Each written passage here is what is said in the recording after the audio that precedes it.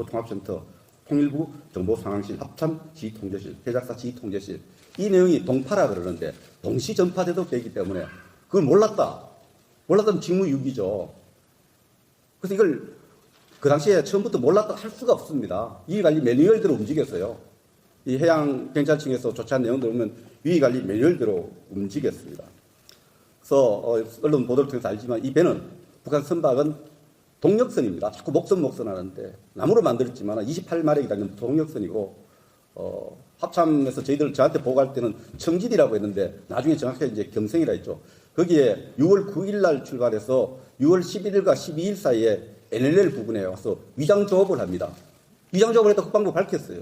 위장 조업을 왜 하겠습니까?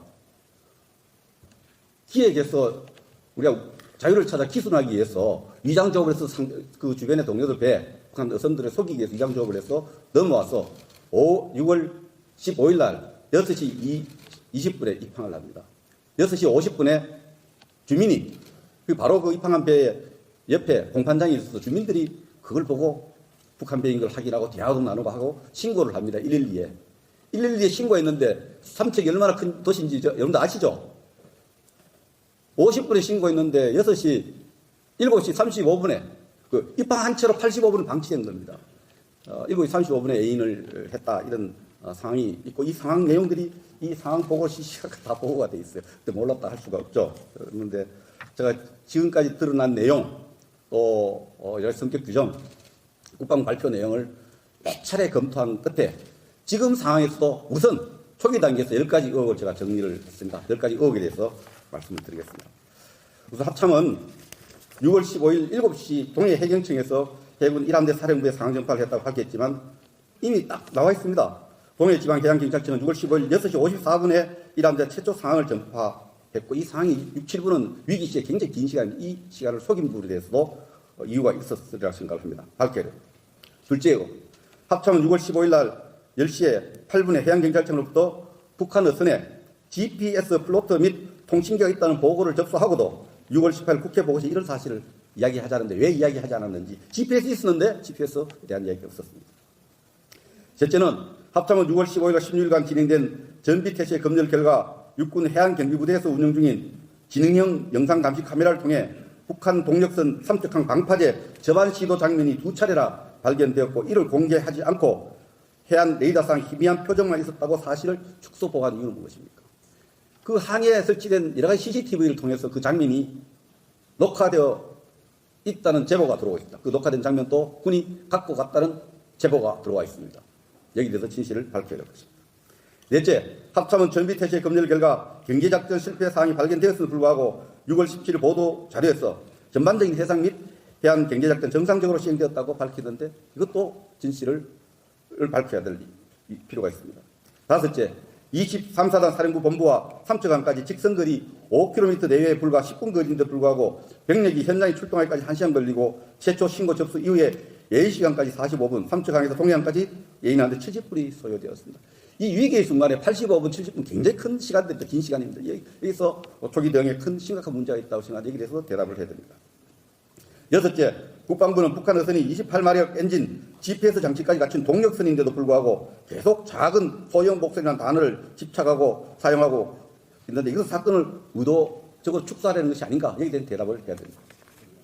일곱 번째, 북한 주민들이 자유를 찾아 사전에 기획한 탈북임에도 불구하고 불과 몇 시간 조사 만에 오늘 원내대표는 2시간을 했죠. 이 조사도 두 명 좀 다른 조사 시간을 적용됐다는 제보가 들어와 있습니다. 몇 시간 조사 만에 대공 용의점이 없다고 판단하고 이례적으로 주민 2명을 북한으로 서둘러 송환시킨 이유는 무엇입니까? 이 송환의 결정은 국방부가 아니라 통일부가 한 것으로 알려지고 있습니다. 여덟 번째, 국정원 주관 합동신문조사 상황을 합참과 국방부가 사실상 공유하고 있음에도 불구하고 6월 17일 중간조사 결과 발표 내용에는 이전에 전혀 공개 내용과 차이가 납니다. 6월 17일에 보고되고 난 뒤에 저희들이 의청을 열어서 제가 경계작전 실패도 참담한데 그것을 대수롭게 생각하지 않는 것도 문제가 있다. 이런 군 용서할 수 없다고 의원총회에서 밝히고 전투 검열태세 점검 결과 20명이 내려갔다니까 검열 결과와 합신 결과를 공개하라고 하니까 그 내용들을 종합해서 6월 18일에 발표했는데 상당 부분 들어있지만 이 차이가 너무 큽니다. 이 은폐에 대한 확실한 증거를 알 수밖에 없습니다. 아홉 번째, 청와대 안보실 행정관이 제가 처음 듣습니다. 청와대 행정관이 청와대 국방부 기자실에 백브링할 때 뒤에 서 있었던 내용이 되었습니다. 제가 들어본 적이 없습니다. 청와대 행정관이 국방부 합참이 1차 하주 부시라고 진실 은폐한 내용을 발표한 내용이 현장에 있었다는 보도가 오늘 잇따르고 있습니다. 심지어 그 첫 번째 보도한 사람에게 누구한테 제보 받았냐 조사를 하고 있다고 합니다. 이런 부분에 대해서 왜 행정관이 위기 매뉴얼이 없는데 그 바쁠 텐데 왜 국방부까지 찾아가서 그 기자 브리핑한 데 있었는지에 대해서 철저히 진실이 규명되어야 할 것입니다. 이번 사건 상황 관리 최종 책임은 청와대 안보실에 있습니다. 대통령이 언제 어떻게 초기 보고를 받고 안보실은 관련 부처에 어떤 지시를 내렸고 관련 부처들은 안보실 지시를 어떻게 이해했는지 철저히 규명되어야 한다고 생각합니다. 제가 오늘 말씀드린 내용이 좀 부드럽다 이렇게 생각할지 모르지만 저희들은 철저히 진실을 찾아내서 사실을 검증해서 끈질기게 국정감사까지 해서 국정조사를 통해서 끈질기게 이 부분에 대해서 철저히 조사 국방위원회 차원에서 또 특별조사 차원에서 검증하고 조사해 갈 것을 밝힙니다. 감사합니다. 네. 그 폐기 소식을 언론 보도를 통해서 통일부 발표로 이미 목선은 선장의 동의를 얻어서 폐기했다는 보도가 있었습니다. 그래서 저 깜짝 놀라서 국방부 정보의 책임자에게 전화를 드려서 이게 무슨 말이냐. 그 목선에 붙어있는 엔진이 가장 중요합니다. 연료의 사용량, 엔진의 능력 이런 부분이 표류했느냐, 정상 운전에서 하는 이런 부분인데 폐기 부분을 따지니까 그걸 폐기를 안 했다고 했습니다. 그 통일부가 폐기했다고 발표를 했고 군은 이함대 사령부에서 보관하고 있다는데 절대 폐기하지 해서는 안 된다고 제가 확실하게 이야기를 했습니다. 목선, 어선 이런 거 다 맞지 않습니까? 북한 선박이라고. 예, 북한 선박으로 앞으로 동력선입니다. 엔진을 달았기 때문에 이 목선이라면 바람에 의존해서 움직이는 이런 배처럼 이미지가 형성되어 있는데 이것은 동력을 이용한 북한 선박이다. 동력을 이용한 북한 선박이다. 이렇게 선박의 성격을 규정할 수 있고 있습니다. 예. 4명 중에 네. 2명은 민간이고 나머지 2명은 뭡니까? 4명의 신상에 대해서 일체 공개하고 있지 않은데 참 자비롭게도 우리 정부는 북한에 남아있는 가족들을 보호한다, 배려한다 해서 인도주의 차원에서 공개하지 않는다. 이때까지 그런 적 없습니다. 그 신상을 공개하지 않고 2명은 대개 이제 이 심사를 합심줄 알았는데 합심은 경찰청, 국방부, 또 국정원이 조사를 하게 됩니다. 오랜 기간 조사를 합니다. 기획입국 경우에는 국정원이 판사가 돼서 하는데 2시간밖에 조사를 안 했다고 어제 정보위원회에서 보고를 했다는데 있을 수 없는 일입니다. 이 안정시켜가지고 충분히 6일간을 배를 항해해서 작은 배를 타고 넘어온 사람, 사투를 벌여서 넘어온 사람들을 2시간 조사에 올려보냈다. 인도주의 차원에서 안 맞고 저는 솔직히 밥은 먹여서 보냈는가 이런 걱정이 들었습니다. 정말 2시간 조사에서 두 분의 의사를 확인하고 보냈고 또 제대로 조사하지 않았다. 두 사람에 대해서 제대로 신문하지 않았다는 이런 제보도 들어오고 있습니다. 그 부분도 정확하게 밝히지 않고 있습니다.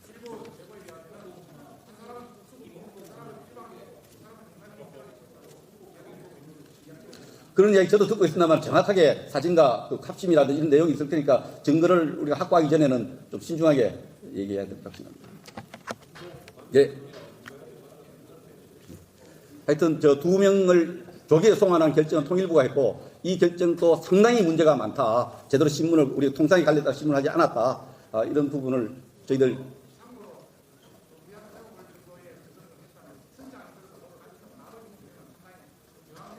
김만철 일가를 생각하시면 됩니다. 하루에도 우리 생각이 많이 바뀌는데 저한테 처음에 청진이나 보고 했는데 청진이 그게 경성입니다. 경성에 출발했는데 6일간을 배를 타고 왔습니다. 작은 배를. 죽을 고생을 해고 왔는데 배에서 내리자마자 신문에 들어갔는데 그 생각이 제가 여러 차례 생각하지만 네 사람이 죽을 가고 내려올 때는 의기투합했을 텐데 우리 신문하는 과정에서 우선 두 사람이 돌아가겠다 이야기가 돌려버렸는데 저는 그 부분이 굉장히 졸속 신문이었고 여러 가지 의혹을 제기될 수 있는 상황입니다. 네, 수고하셨습니다. 다음은 김성찬 의원님 나오셔서 말씀해 주시기 바랍니다. 다 있습니다. 네. 예, 감사합니다. 네, 김성찬입니다. 먼저 군 후배들을 잘못 교육시켜가지고 이렇게 국민들에게 실망을 끼치고 정말로 있을 수 없는 안보 해치까지 오도록 된 부분에 대해서 정말로 제가 이들 동안 잠 한숨 못 자고 이게 참 창피해서 이거 제가 어디 사표를 쓸 수 있으면 사표를 쓰고 싶다 하는 정도로 참 부끄럽고 국민 여러분께 우리 당원 동지 여러분께 정말로 사죄드립니다. 죄송합니다. 책임을 통감합니다. 이번 일들은 아마 언론 발표하셔가지고 다 아시기 때문에 또 우리 백성조 간사님이 말씀했기 때문에 중원부원 생략하고 선거제 얘기를 하다 보면 예. 참석자 중에서 나머지 4분, 뭐 대통령까지 포함하면 5분인데 이분 말고 황교안 대표만 혼자 이렇게 떨어져 있는 거 아니고 조금 불리한 상황이긴 했을 것 같습니다. 선거제가 워낙 첨예한 사안이고 네. 또 이제 정당마다 이해관계가 엇갈려 있기 때문에 그런 일이 생길 수 있다고 생각을 합니다. 네. 방금 말씀하신 것처럼 황교안 대표 입장에서는 다른 당들은 대체로 연동형 비례대표제에 찬성을 하는데 네. 자기는 반대하니까 4대1이 아니냐 느끼실 수가 있는데요. 네. 다만 대통령이 초청해서 청와대에서 만찬을 하는 자리에서 이런 불협화음이 나온다는 것은 솔직히 말해서 지금 자유한국당을 제외한 모든 정당들이 여야를 가리지 않고 답답함을 느껴온 겁니다.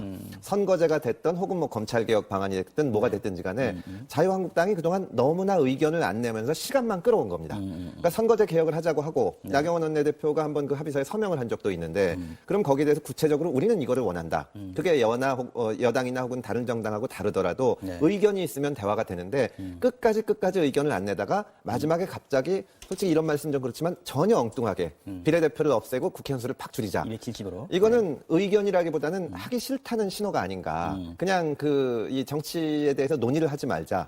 여기에 여러 정당이 답답함을 느낀 겁니다. 뭐 이런 어려운 점이 있고 네. 이것을 이렇게 바꾸면 이것이 이렇게 불공정해지고 이렇게 얘기를 하면 얘기가 되는데 전혀 지금까지 논의와는 상관없이 정반대되는 의견을 내놓으니까 다른 정당에서 거기에 대해서는 아주 좀 짜증이 나 있는 상태였고 그래서 지금 황교안 대표께서는 우리가 안이 없는 게 아닌데 네. 우리도 안을 냈는데 왜 공격하냐고 하시겠지만 네.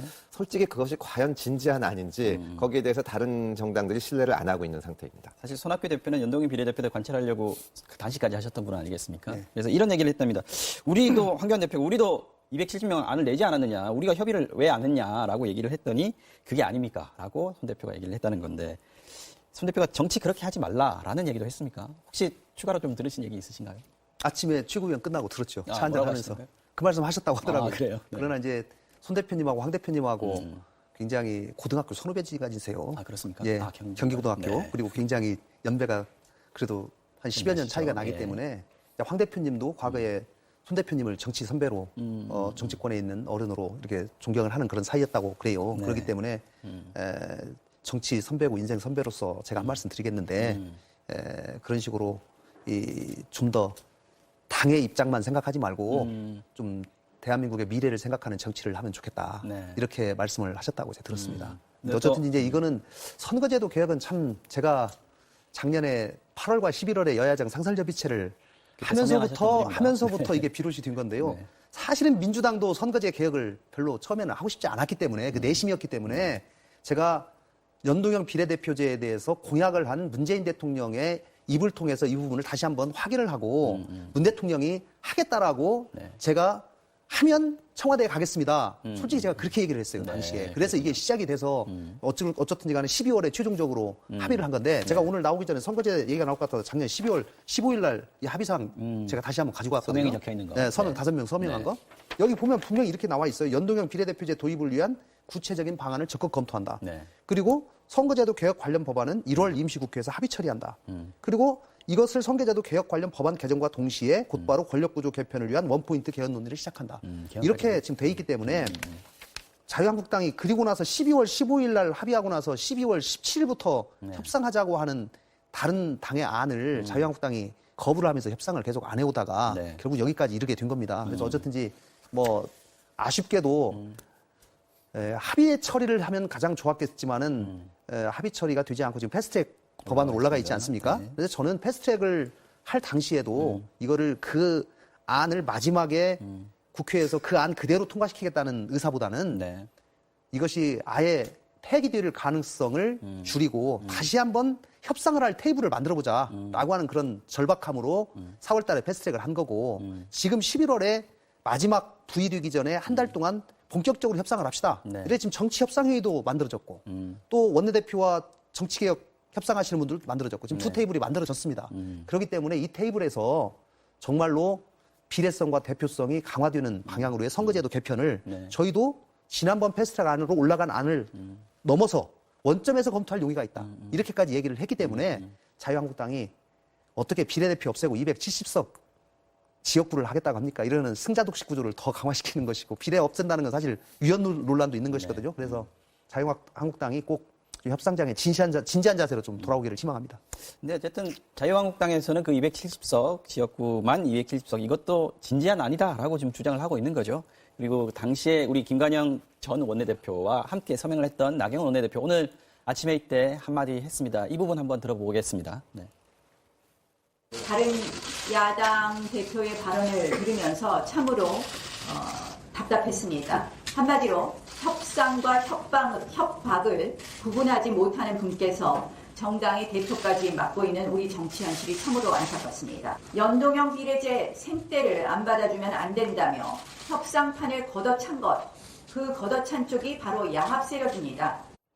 네, 뭐 계속해서 질문을 드려야 될 것 같습니다. 협상과 협박을 구분하지 못하는 분이 정당의 대표를 맡고 있다. 이것은 분명히 손학규 대표 겨냥한 것 같고요. 네. 그리고 이제 협상을 걷어찬 쪽이 다른 쪽이다라고 지금 주장을 하시는데 이 부분에 대해서 어쨌든지 작년 8월과 11월에 네. 나경원 대표 전 원내대표인 김성태 대표 원내대표께서 어쨌든지 대표성과 비례성이 강화되는 선거제도로의 개편을 사인을 하셨고 네. 청와대까지 가서 대통령하고도 같이 사인을 해왔거든요. 이때는 김성태 원내대표였나요? 예, 그랬죠. 그렇군요. 근데 어쨌든 제가 그 연장선상에서 공당의 대표이고 네. 국민들 앞에서 우리가 이렇게 하겠습니다. 라고 의원총회에 추인을 받아서 그것이 발표가 됐다고 하면 네. 후임 원내대표도 적어도 그 논의선상에서 협상을 이어나가야 된다라고 하는 얘기고 적어도 나경원 원내대표는 작년 12월 15일 날 이 사인을 직접 하신 분인데요. 네. 직접 사인을 하고 나서 저렇게 말씀하시는 것은 정말 이건 도리가 아니다 생각을 하고 네. 협상을 하더라도 모든 협상이라는 게 여야 협상이라는 것이 상대방이 있기 때문에 역지사지하는 마음으로 협상을 해야지 네. 좋은 결론에 이를 가능성이 높다라고 하는 것은 현실입니다만은 그것을 협박이라고 얘기하고 연동형 네. 비례제를 받아달라고 요구하는 것을 생떼다. 그것이 아니면은 걷어찬다. 이렇게 표현하는 것은 지나치게 본인이 합의한 합의 정신에도 반하는 좀 무례한 언급이다 이렇게 알겠습니다. 생각합니다. 이 얘기는 여기까지 하고요. 보수의 통합 얘기 잠깐 좀 해볼 텐데요. 초반에 이거 뭐 사파 싸움이라고 봐야 되는 건지 아니면 아예 결렬인 건지 뭐 헷갈리긴 합니다만 좀 치열한 상황입니다. 바른미래당의 비당권파 모임 변혁이 한국당과 통합론을 일축했습니다. 권은희 의원이 뭐라고 얘기했냐면 자유한국당과의 통합은 없다. 보수 통합은 개혁 보수 신당을 중심으로 논의될 것이다. 지금 이렇게 얘기를 했습니다. 자, 금 의원님 이거 뭐 사실 민주당하고는 조금 거리가 있는 내용이긴 합니다만 예. 어쨌든 지금 보수 대통합론을 황교안 대표가 지금 꺼내지 않았습니까? 어떤 식으로든지 어떤 상황에선지는 뭐 평가가 엇갈리겠습니다만 어쨌든 좀 잘 안 될 것 같다는 생각이 좀 드는데요. 글쎄 말씀하신 대로 저희랑은 직접 관련이 없는 부분이라서 저희가 말씀드리기가 좀 조심스럽기도 한데요. 네. 다만 이제 선거를 앞두고 여러 정파가 합치기도 하고 연대도 할 수가 있습니다. 네. 저는 그런데 이것이 발전적으로 나가기 위해서는 지금까지 있었던 그 과거의 일에 대해서 네. 명확한 평가와 판단이 있어야 된다고 생각을 합니다. 어떻게 보면은 이 보수 쪽 입장에서는 탄핵을 당한 것을 어떻게 정리하는 것인가 이것이 가장 중요한 이슈거든요. 여기에 대해서 그동안 이 잘못된 것을 반성하고 고칠 것인가 아니면 사실은 잘못한 게 없는데 억울하게 당한 것인가 이것이 굉장히 중요한 지점인데 여기에 대해서 얘기하지 말고 그냥 우리 합칩시다. 합쳐가지고 선거 때 한번 민주당하고 한판 붙어봅시다. 나뉘면 지니까 저는 이런 식으로 가서는 통합 자체도 가는 길에 어렵고 왜냐하면 이게 통합을 하다 보면은 당과 당의 입장도 있지만 네. 거기에 속해 있는 수많은 의원들과 정치인들의 입장이 있거든요. 통합을 하면 좋은 사람도 있고 나쁜 사람도 있고 네. 이게 명분을 갖고 가야만 그것을 흡수할 수가 있는데 탄핵에 대해서 지금까지처럼 명확한 입장이 없이 나가다 보면은 잘 안 되는 것이고 또 지금 이 말씀하신 권은희 의원을 비롯해서 또 이제 제3당에 계신 분들은 이것이 굉장히 중요한 문제이기 때문에 이거를 정리를 안 하고 하면은 잘못하면 괜히 나왔다가 자유한국당에 흡수된다. 원은희 의원 뭐 그런 것은 아니지만 네. 그런 문제가 있기 때문에 이 문제를 악휘를 짓고 싶어 하는 거고요. 자유한국당 입장에서는 또 태극기 부대나 이쪽을 안 놓치려면 네. 얘기는 안 하고 거기에 대해서 입장은 표명 안 한 상태에서 밖에 있는 다른 정치인을 끌어오고 싶어 하는 것이고 현재 부딪힌 상황인데 저는 뭐 저희한테 유리하고 불리하고를 떠나서 네. 보수 진영에서 이 문제에 대해서 명확한 입장 정리와 거기에 대한 입장을 표명하는 절차가 필요하다고 봅니다. 사실 우리 김관영 최고위원께서는 비당권파가 아니시고 노선 변혁계에도 포함되어 있지 않으시고 오히려 손학규 대표가 지명하셔서 지금 최고위원이 얼마 전에 되셨는데요. 네. 지금 이 상황 어떻게 보고 계신지 왜 지금 삐걱거리고 있다라고 판단을 하고 계신지요. 아마 유승민 대표로서는 굉장히 좀 난감할 것 같아요. 왜냐하면 변혁이라고 해서 15명이 가능하면 행동을 같이 하자라고 결의는 했는데 네. 정작 그 안에 의원님들은 생각은 다 다릅니다. 저희도 또 나눠져 있습니다. 네, 그러니까 일부 의원님들은 아유 뭐 빨리 자유한국당하고 빨리 복귀하고 빨리 통합하는 절차를 거칩시다. 모양만 좀 적절히 해서 갑시다. 네. 이런 사람이 하나가 있고 다른 사람은 우리가 또 갈 때 제대로 지분을 확실히 받아서 공천권도 확약을 받고 해야 되기 때문에 네. 신당을 만들어서 협상을 튼튼히 해서 갑시다. 이런 사람도 있고 또 어떤 사람은 자유한국당과 어느 정도 거리를 상당히 두자 이런 사람도 있고 그런데 어쨌든지 지금 이런 상황의 전체적인 것의 가장 핵심은 안철수 대표라고 저는 봅니다. 지금 변혁에 안철수계가 7명이 네, 7명이 저 참여를 하고 있는데 그분들이 안철수 대표로부터 정확한 안철수 대표의 의사를 확인하지 못했기 때문에 네. 저는 일단의 제3의 길로 가면서 네. 12월에 안철수 대표 미국 가서 만나보겠다. 그래서 만약에 그분이 같이 가자라고 하면은 그때까지 가는 거고 만약에 그분이 그때 이거는 아닙니다라고 하면 그때는 이탈이 되겠죠. 뭐 저는 그런 방향으로 가기 위해서 시간을 좀 벌기 위해서 네. 일단은 제3신당으로 일단 만들면서 좀 시간을 가지고 논의를 해봅시다. 저는 이런 상황이 아닌가 싶습니다. 지금 전화통화 내용 가지고 좀 또 불만이 있으신 것 같더라고요. 유승민 대표 쪽에서는요. 예. 지금 황교안 대표랑 통화를 했는데 한국당 쪽에서 얘기가 나온 거는 탄핵은 덮고 가기로 했다라고 했는데 그거 아니다라고 얘기를 하는데 아까 금 의원님 말씀하신 것처럼 탄핵에 대한 강을 어떻게 건너느냐에 대한 방법론 여기 차이가 좀 그 걸림돌이 되고 있는 거 맞습니까? 뭐 굉장히 그건 금 의원님 말씀하신 대로 그 부분은 굉장히 중요한 문제입니다. 네. 지금 탄핵에 찬성했던 분과 찬성하지 않았던 분들이 상대방을 바라보는 시각이 탄핵을 찬성했던 분들은 당시에 불가피했다. 그렇기 때문에 이거는 넘어가자. 네. 이렇게 얘기를 하고 있는데 탄핵에 반대한 분들은 당신들 때문에 정권 잃었고 지금 사태가 이렇게 됐고 네. 이렇게 됐으니 그 부분에 대해서 책임져라. 우리 배신자들이 아니냐. 이렇게까지 얘기를 하고 있어요. 근데 네. 이 부분을 어떻게 상대방의 간극을 좁혀나갈 것인가. 이것이 이제 보수 대통합이 되냐 안 되냐의 가장 핵심일 텐데 참 만만치 않은 작업인 것 같습니다. 알겠습니다. 민주당 얘기도 잠깐 좀 언급을 해보겠습니다. 예. 지금 전해철 의원하고 이재명 경기도지사 이 두 분이 원래 이제 경기도지사 출마할 때 예. 서로 상대방이었지 않습니까? 예. 근데 같이 식사를 하고 탄원서도 내줬다. 지금 이 얘기가 나오고 있는데 이거는 어떤 통합의 움직임 이런 것들이 좀 불이 붙고 있다 이렇게 볼 수 있습니까? 경기도지사 경선 과정에서 뭐 경쟁을 했던 것은 사실이지만 뭐 전해철 의원이나 이재명 지사나 지금 자유한국당 탄핵을 놓고 싸우는 것처럼 어떤 근본적인 생각의 차이가 있거나 그런 것은 아니었거든요. 그때도 격렬하긴 했습니다. 물론 근데 경선을 거치다 보면 특히 내부적으로는 더욱더 그 마음이 다칠 가능성이 있습니다. 네. 감정도 상하고 하는데 이것이 선거를 앞두고 봉합이 안 될 정도로 커다란 상처는 아니고 네. 또 총선에서 만약에 저희가 좋은 결과를 얻지 못한다면 당의 소속 의원이나 뭐 지사나 그 정치적으로 그 자체로 타격이기 때문에 네. 두 분이 같이 하시는 모습을 보인다고 생각을 하고요. 민주당은 그런 면에서는 지금 단합이 잘 되고 원팀으로 선거를 치러야 된다는 생각이 굉장히 강합니다. 자, 마지막으로 잠깐 보겠습니다. 한국당의 김재원 의원의 발언이 조금 시끄럽습니다. 그저께 대구에서 열린 한 집회에서 한 발언인데 당내 행사였다 그러죠. 민주당의 이해찬 대표의 과거 발언을 언급하는 과정에서 불거졌는데 잠깐 이 대목 들어보겠습니다. 이해찬 대표가 뭐라 했습니까? 20년 집권한다, 50년 집권한다. 얼마 전에는 매축기 전에 정부가 안 바뀌었다 이겁니다. 110사람이 에이 그래 뭐든 틀리십니다. 이해찬이가 그러면 2년에 죽는단 말 아닙니까? 다음에 가만히 되면 되겠네. 지금 일단 뭐 당내 집회라서 반응이 뭐 웃음소리도 나고 박수소리도 좀 나고 했던 것 같습니다. 보시기에 어떠셨습니까? 당대표에 대해서 좀 도를 넘은 발언이죠. 아무리 본인이 직접 얘기가 아니고 네. 택시기사로부터 들은 얘기를 전하는 방식이기는 하지만 맞습니다. 그거는 뭐 속으로 좀 조용히 사귀어야 될 문제고 공식적으로 저렇게 발언하면서 하는 것은 상대당에 대한 당대표에 대한 예의는 아니다 이렇게 생각합니다. 김재원 의원은 우스갯소리인데 너무 심각하게 받아들이지 말았으면 좋겠다 이렇게 얘기하는 모양인데요. 김재원 의원이 저렇게 막말로 논란을 일으킨 것이 이번이 처음이 아니거든요. 여러 차례인데 진짜 그 우리 정치에서 막말 또 품격 없는 정치인들은 좀 안 봤으면 좋겠습니다.